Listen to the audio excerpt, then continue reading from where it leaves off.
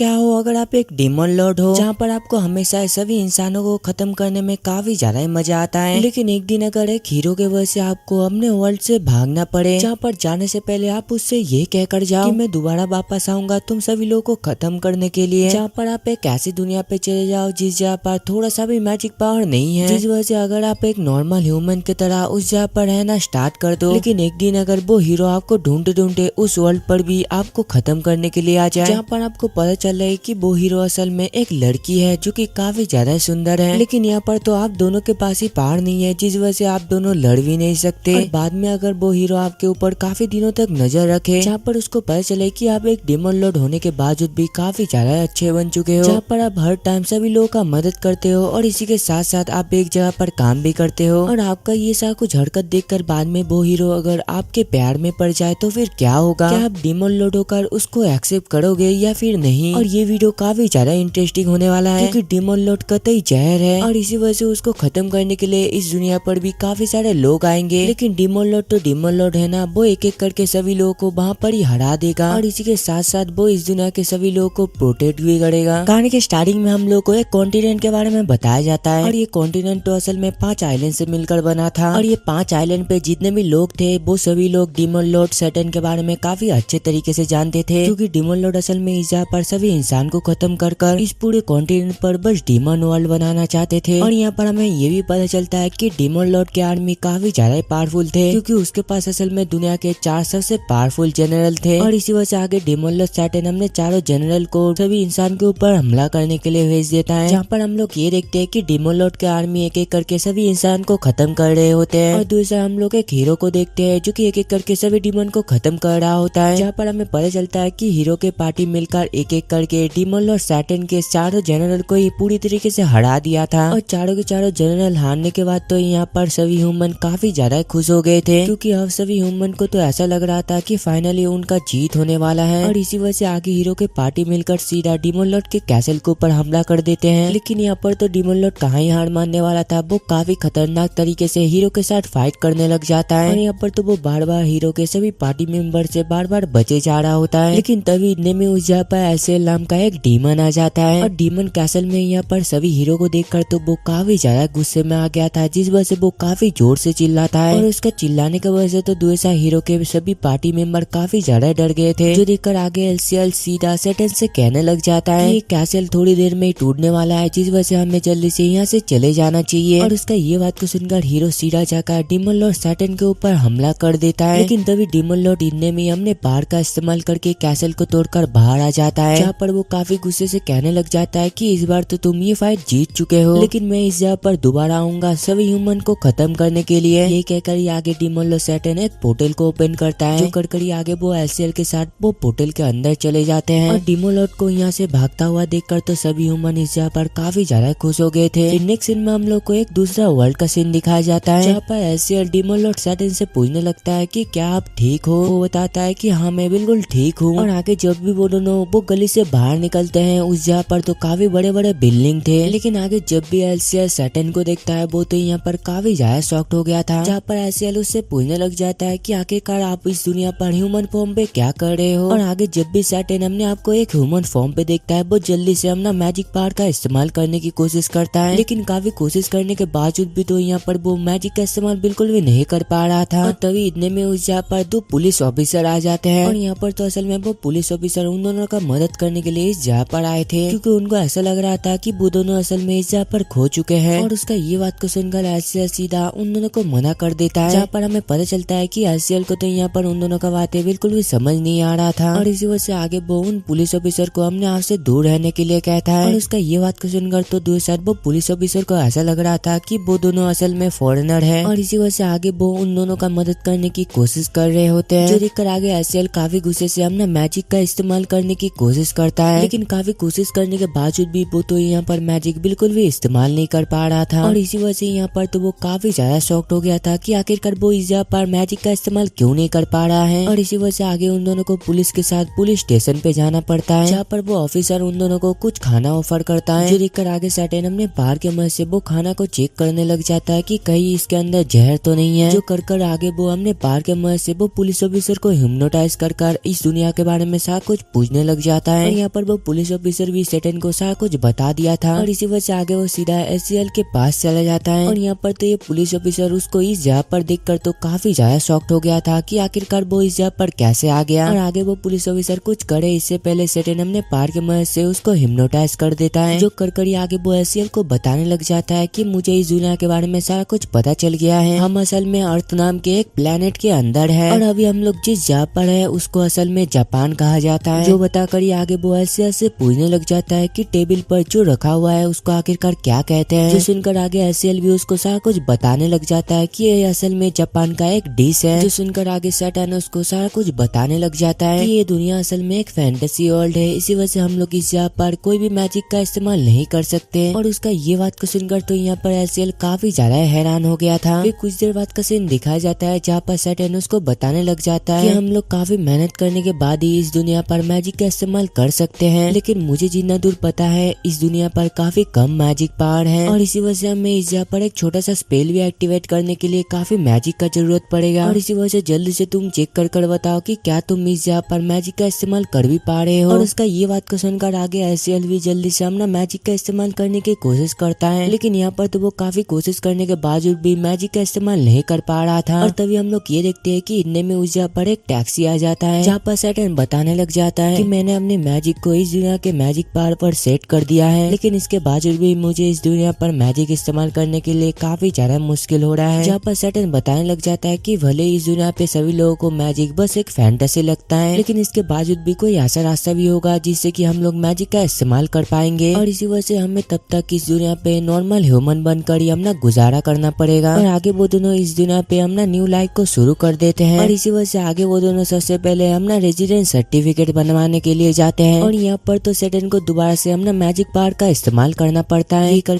आगे वो उस जगह पर अपना 2 बैंक अकाउंट ओपन करता है और इससे तो उसको इस दुनिया पर करेंसी के बारे में सारा कुछ पता चल गया था। जो कर आगे वो कुछ पैसों की मदद से उस जगह पर एक घर को रेंट पर लेता है, लेकिन जब भी वो दोनों आगे वो घर को देखने के लिए जाते हैं उन दोनों को पता चलता है कि उन दोनों को तो असल में इस जगह पर एक छोटा सा रूम दिया गया था। और आगे जब भी वो दोनों रात में एक दूसरे से बातें कर रहे होते हैं अचानक से वहाँ पर सैटर्न बातें करते करते बेहोश हो जाता है। और अगले दिन हॉस्पिटल पर जाने के बाद सैटर्न को पता चलता है कि वो तो असल में ये सभी के चक्कर में काफी दिनों से कुछ भी नहीं खाया था और इस वजह से असल में वो कल रात बेहोश हो गया था। फिर कुछ दिनों बाद का सीन दिखाया जाता है जहाँ पर वो दोनों इस जगह पर रहना पूरी तरीके से सीख गया था, जहाँ पर हम लोग ये देखते हैं कि इस जगह पर तो एसीएल हमने घर के काम कर रहा था। जो करते हुए आगे वो सैटर्न से कहने लग जाता है कि आपको इस तरीके से इतना सारा पैसा बिल्कुल भी बर्बाद करना नहीं चाहिए। सैटर्न बताता है कि समर पे हमें फ्रिज का काफी ज्यादा जरूरत पड़ने वाला है। वो कहता है लेकिन हम लोग ये सभी चीज तो EMI पे भी ले सकते थे और देखो इस फ्रिज पे खाने के लिए यहाँ पर कुछ भी नहीं है। ये कहते कहते आगे वो सैटर्न के ऊपर काफी ज्यादा चिल्लाने लग जाता है और यहाँ पर सैटर्न के पास तो अपना पहाड़ भी नहीं था, इसी वजह से वो उसको चुप भी नहीं करा सकता था। और इसी वजह से आगे सैटर्न चुपचाप अपना काम का बहाना देकर वहाँ से निकल लेता है। फिर कुछ देर बाद का सीन दिखाया जाता है जहाँ पर सैटर्न रोड क्रॉस कर रहा होता है और इतने में उस जगह पर एक लड़की आ जाती है जो कि बारिश में भीग रही होती है। जो देखकर आगे सैटर्न उसको अपना अम्ब्रेला देते हुए कहने लग जाता है कि मेरा घर असल में पास ही में ही है, इसी वजह से तुम ये अम्ब्रेला को अपने पास ही रख सकते हो। जो देखकर ही आगे वो चुपचाप वहाँ से निकल लेता है और तभी हमें पता चलता है कि सैटर्न असल में इस दुनिया पर एक पार्ट टाइम जॉब करता है, जहाँ पर हम लोग ये देखते हैं कि सैटर्न तो उस जगह पर काफी अच्छे तरीके से काम कर रहा था। और तभी हम लोग ये देखते हैं कि उस जगह पर एक लड़की भी काम करती थी जिसका नाम सीओ था, जहाँ पर हमें पता चलता है कि सीओ शुरुआत से ही सैटर्न को काफी ज्यादा पसंद करती थी। और दूसरे हम लोग एसीएल को देखते हैं जो कि एक लाइब्रेरी पे कुछ बुक को पढ़ने के लिए आया था, क्योंकि वो पता लगाना चाहता था कि आखिरकार वो इस दुनिया पे मैजिक का इस्तेमाल कैसे कर सकता है। फिर कुछ देर बाद का सीन दिखाया जाता है जहाँ पर सैटर्न और सीओ एक रेस्ट रूम पर थोड़ा सा रेस्ट कर रहा होता है, लेकिन तभी इतने में उस जगह पर मैनेजर आकर कहने लग जाती है कि धीरे धीरे करके शॉप पे कस्टमर काफी ज्यादा बढ़ रहे हैं और इसी वजह से जल्दी से तुम लोग थोड़ा सा रेस्ट कर ही दोबारा काम पर लग जाओ। और उसका ये बात को सुनकर आगे वो दोनों भी दोबारा अपना काम पर लग जाते हैं। और यहाँ पर तो सैटर्न कुछ खाना को बना रहा होता है, लेकिन उस जगह पर तो वो मशीन खराब था, इस वजह से वो अच्छे तरीके से खाना बिल्कुल भी बना नहीं पा रहा था। और ये सारा कुछ देखकर आगे सैटर्न काफी ज्यादा परेशान हो जाता है, जहाँ पर वो अपने मन में कहने लग जाता है कि क्या मुझे इस जगह पर अपना मैजिक का इस्तेमाल करना चाहिए। लेकिन तभी अचानक से उसको एल्सिया का बात याद आता है कि हमें इस दुनिया पर मैजिक पावर को बिल्कुल भी इस्तेमाल नहीं करना है बल्कि उसको बचाना है। और तभी इतने में उस जगह पर मैनेजर आकर उससे पूछने लग जाती है कि आखिरकार तुम्हें क्या हुआ, जिस पर वो बताने लग जाता है कि असल में खाना बनाने वाला ये मशीन खराब हो चुका है। फिर कुछ देर बाद का सीन दिखाया जाता है जहाँ पर वो दोनों रेस्ट रूम पर बैठे हुए थे और यहाँ पर तो उसको ऐसा लग रहा था कि उसकी गलती की वजह से ये मशीन काम नहीं कर रहा है और इसी वजह से लगता है आज मुझे ये जॉब से निकाल दिया जाएगा। और उसका ये सारा कुछ बातें सुनकर आगे सीईओ उसको भरोसा दिलाने की कोशिश करती है कि ज्यादा टेंशन मत करो, इसमें तुम्हारा कोई भी गलती नहीं है। और तभी अचानक से उस जगह पर मैनेजर आती है और उसको अपने साथ एक रूम पर लेकर जाती है और दूर से हम लोग सटन को देखते हैं जो कि काफी ज्यादा डरा हुआ था। जहाँ पर मैनेजर बताने लग जाती है कि मुझे असल में अपना हेडक्वार्टर से फोन आया था कि मैं असल में तुम्हें स्टाफ पे प्रमोट कर दूं। और उसका ये बात को सुनकर तो यहाँ पर सटन काफी ज्यादा खुश हो गया था और इसी वजह से आगे वो काफी स्पीड से साइकिल से अपने घर पर जा रहा होता है। लेकिन दविया चार से रास्ते में उसको वही लड़की मिलती है जिसको कि उसने वो अम्ब्रेला दिया था। जहाँ पर वो लड़की उसको बताने लग जाती है कि मैं असल में आज तुम्हारे शॉप पर आई थी और शुरुआत में तो मुझे ऐसा लग रहा था कि तुम एक नॉर्मल ह्यूमन हो, लेकिन मैंने उस टाइम पे ये देखा कि तुम अपना मैजिक का इस्तेमाल करने की कोशिश कर रहे थे और इसी वजह से क्या तुम बताओगे आखिरकार डिमोलो तुम इस जगह पर क्या कर रही हो। और उसका ये बात को सुनकर तो दूर से सैटर्न भी काफी ज्यादा डर गया था। जहाँ पर वो उससे पूछने लग जाता है तुम तो हीरो एमिलिया हो, मैंने सही कहा ना, आखिरकार तुम इस जगह पर क्या कर रहे हो। और तभी हमें पास्ट का सीन दिखाया जाता है जहाँ पर डिमोलो सैटर्न वो पोर्टल के मदद से यहाँ से भाग रहा होता है। उस टाइम पे हीरो के सभी पार्टी मेंबर भी उस पोर्टल के अंदर घुस गए थे इस जगह पर आने के लिए और वो तो असल में इस जगह पर डिमोलो सैटर्न को ही खत्म करने के लिए आया था। जहाँ पर हीरो एमिलिया जल्दी से अपना एक नाइफ को निकालती हुए कहने लग जाती है कि कुछ ही हो चाहे मैं इस जगह पर तुमको खत्म कर ही रहूंगी। और उसका ये छोटा सा नाइफ को देखकर सैटर्न उससे पूछने लग जाता है कि आखिरकार तुम्हारा होली शॉट कहाँ पर गया। और वैसे भी मैं तुमको बता दूं होली शॉट के बिना तुम मेरा कुछ भी नहीं बिगाड़ सकते। जिस पर वो बताने लग जाती है कि तुम असल में इस दुनिया पर एक शॉप पर काम करते हो और इसी के साथ साथ तुम अपना मैजिक का भी इस्तेमाल बिल्कुल भी नहीं कर सकते और इसी वजह से आखिरकार तुम कैसे सोच सकते हो कि तुम्हें खत्म करने के लिए इस दुनिया पर मुझे होली शॉट का जरूरत पड़ेगी। और उसका ये सा कुछ बातें सुनकर दूसरा सैटर्न को भी सा कुछ समझ आ गया था कि असल में हीरो एमिलिया का होली मैजिक पावर भी इस दुनिया पर बिल्कुल भी काम नहीं कर रहा है। और तभी अचानक से हीरो एमिलिया वो नाइफ के मदद से उसको ऊपर अटैक कर देती है। फिर कुछ देर बाद का सीन दिखाया जाता है जहाँ पर वो दोनों एक पुलिस स्टेशन पर थे, जहाँ पर वो पुलिस ऑफिसर उन दोनों को एक कपल समझकर कहने लग जाता है कि तुम दोनों को देखकर मुझे ऐसा लग रहा है कि तुम दोनों असल में एक कपल हो और इसी वजह से कुछ हो जाए तुम दोनों को इस तरीके से झगड़ना बिल्कुल भी नहीं चाहिए। और उसका ये बात को सुनकर तो यहाँ पर एमिलिया काफी ज्यादा गुस्से में आ गई थी, जहाँ पर वो कहने लग जाती है कि क्या तुम मुझे बताओगे आखिरकार तुम कपल किसको कह रहे हो। और चलो मैं तुमको